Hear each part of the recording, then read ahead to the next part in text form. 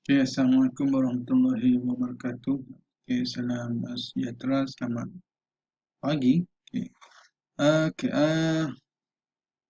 Untuk video kali ini, saya akan menerangkan berkenaan dengan user defined class, di mana kelas yang didefinisikan oleh user.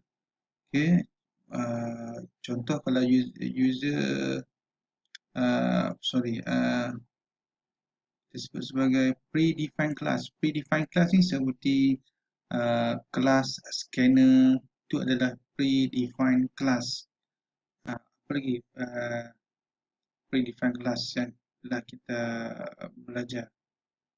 String. Okay, string juga adalah predefined class. Bermaksud predefined class adalah kelas yang telah didevelop oleh Java developer, okay, or Sans Java developer ataupun Oracle Java developer. Okay, sekarang ni kita nak tengok kepada user defined class. Bila kita sebut sebagai user defined class, so maksud kelas tu kita akan create sendiri berdasarkan kepada pemahaman pengguna. Okay, kita akan tentukan jenis data yang akan disimpan bagi setiap objek. So objek tu akan di-create daripada user defined class. Okay, contoh sekarang adalah kita ada kelas, saya buat kelas student. Okay, student namakan mesti huruf besar, kelas student. Kemudian saya telah define, okay, untuk memudahkan cara saya telah define tiga jenis data saja yang perlu disimpan untuk setiap objek yang di-create daripada kelas student, iaitu saya nak simpan data berkenaan dengan matrix student, berkenaan dengan nama student dan juga markah student. Okey. Selainnya bila kita menggunakan user defined class, kita akan mengaplikasikan konsep abstraction dan juga encapsulation. So dalam kes ni kita nak protect data ataupun variable bagi kelas student. So saya akan jadikan sebagai private. Yang ini tersebut sebagai metric, name dan marks ni tersebut sebagai instance variable. Okay, instance variable yang di-declare di luar methods yang kita declare, yang kita isytihar ataupun declare di luar sebarang method dan berada dalam sesuatu kelas. Metric, name, marks adalah instance variable.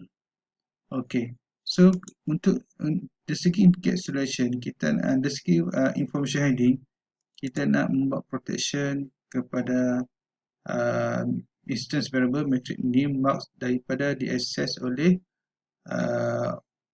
kelas luar ataupun oleh orang luar. Okay, that's why kita letak private. So contoh student operation ni adalah orang luar. Okay, kita nak protect data daripada kelas-kelas yang lain. So kita jadikan sebagai private. So kalau private, okay, contoh metric, name, marks ni kita declare sebagai private. So variable yang kita declare sebagai private hanya boleh digunakan di dalam kelas ini saja, iaitu di dalam kelas student. Contoh matrix, okay, dalam method, dalam constructor, okay, kemudian name. So semuanya digunakan di dalam kelas ini. Kelas yang mana yang declare instance variable yang berjenis private. Okay, itu. Kemudian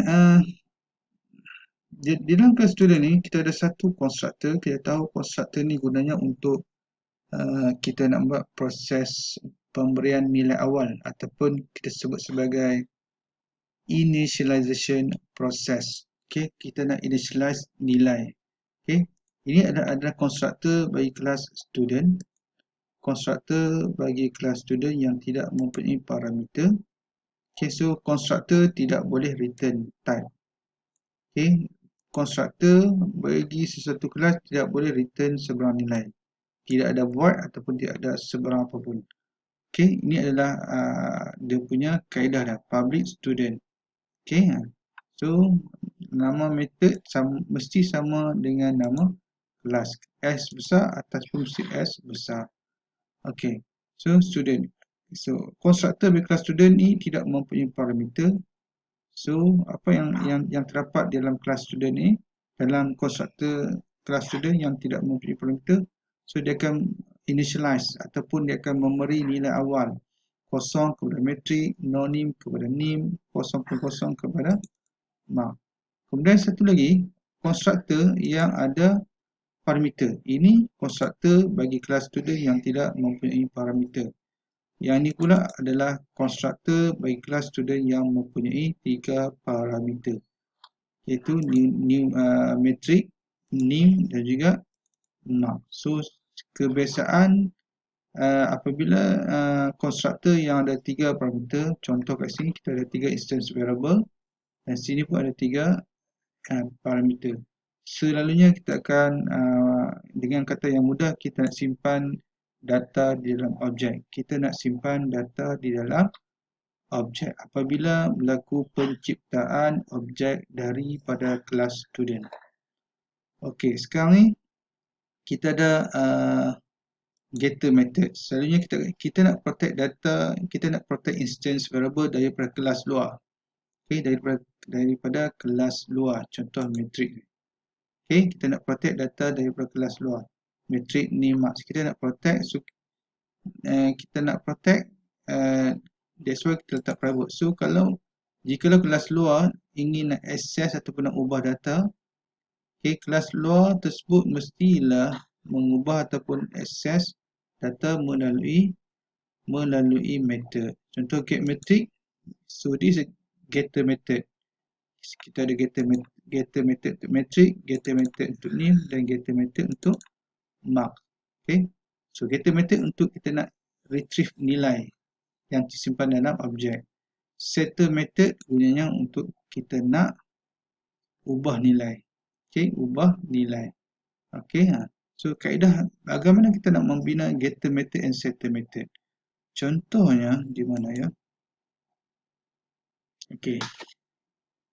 Okay, ini adalah gambar rajah UML yang setelah bina berdasarkan kepada coding di dalam kelas student. Private adalah negatif, public adalah plus. So saya convert. Okay, negatif ni adalah private in metric, private string name, private double mark. Ini adalah public, ini adalah konstruktor yang tidak mempunyai parameter. Ini adalah konstruktor yang ada 3 parameter. Public student. Ini public student yang ada 3 parameter. Okay. Kemudian ini adalah getter method. Semua adalah getter method dia akan return nilai. Getter method, so semua dia akan return nilai. Getter method untuk matrix, so dia akan return matrix. Okay. Kita biarkan ini dulu. Kita tengok penerangan di sini. Konstruktor seperti yang saya beritahu tadi, gunanya untuk memberi nilai awal ataupun kita buat initialization process atau dengan kata lain untuk menyimpan data dalam objek bagi setiap kali kelas dicipta ataupun di-create. Okay, itu tugas yang ini. Ini yang dimaksudkan. Selalunya kita akan menggunakan inilah yang menerangkan kepada konstruktor ini. Getter ataupun accessor guna yang sama. Okay, setter ataupun mutator guna yang sama. Okay, getter method kita nak capai ataupun kita nak retrieve nilai. Setter method untuk kita nak ubah ataupun kita nak update nilai. Okay. Sebelum kita nak membuat getter atau setter method, kena lihat bagaimana data diisytihar ataupun kita declare. How do we declare data? Okay, ataupun kita nak buat data declaration. Contoh ini adalah matrix yang kita declare sebagai integer dan kita jadikan sebagai private access member. Okay, private access member. So bermaksud matrix ni hanya boleh digunakan private integer matrix. Matrix ni hanya boleh digunakan dalam kelas ini saja. Nim dan juga mark pun hanya boleh digunakan di dalam kelas student saja. Kelas lain tak digunakan. Untuk nak membuat getter method, kita tengok contoh getter method untuk matrix. So matrix adalah jenis integer. So getter method untuk matrix, so selalunya kita akan tak public sebab kita nak membenarkan kelas lain kelas di luar untuk nak access get matrix.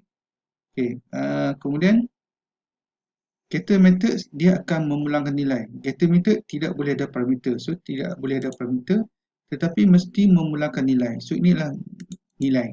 Nilai yang dipulangkan adalah berdasarkan kepada declaration yang kita buat pada suatu variable. Contoh metrik ni adalah berjenis integer. So kita kena return dalam bentuk integer. So return apa? Return berdasarkan kepada apa yang kita isytihar di atas, iaitu metrik. Okay. Ini adalah getter method. Okay. Tidak boleh ada parameter dan mesti memulangkan nilai. Nilainya bergantung kepada yang kita declare instance variable, iaitu ke integer, so integer. So dia akan return metrik. So jenis nilai yang dipulangkan mesti adalah berdasarkan kepada data declaration yang saya sebut tadi. Kita declare sebagai integer, so return pun akan jadi integer. Kemudian setter method. Setter method tidak boleh memulangkan sebarang nilai. Okay, tak boleh memulangkan sebarang nilai. Getter method dia akan pulangkan nilai. Tapi setter method tak boleh memulangkan sebarang nilai. That's why kita letak void. Tetapi mesti ada satu parameter. So dia ada satu parameter untuk set ni. Kita nak ubah data bagi name. So kita akan letak set name. Okay. So ini ada kaedah yang. Okay. So selalunya getter setter method kita akan letak, kalau getter method kita akan letak get. Kemudian diikuti dengan nama variable metric. Setter method dimulai dengan set. Kemudian followed by ataupun diikuti oleh ini bukan name, ini adalah set. Katakan kita buat set. Sekarang kita bercakap dengan metric. Okay, set metric. So sini pun kena menjadi set metric. Okey, silap. Ini menjadi metric. Ini adalah new metric. So bermaksud nilai baru yang dipegang oleh new metric akan diberikan kepada metric ini. Bermaksud kita dah membuat perubahan. Ini contoh yang lain. Okey, contoh yang lain. Contoh kita buat private string employee name, berjenis string pula. So getter method tidak akan memulangkan sebarang nilai. Okey, tetapi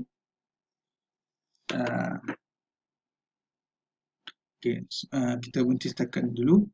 Kita akan sambung pada kuliah yang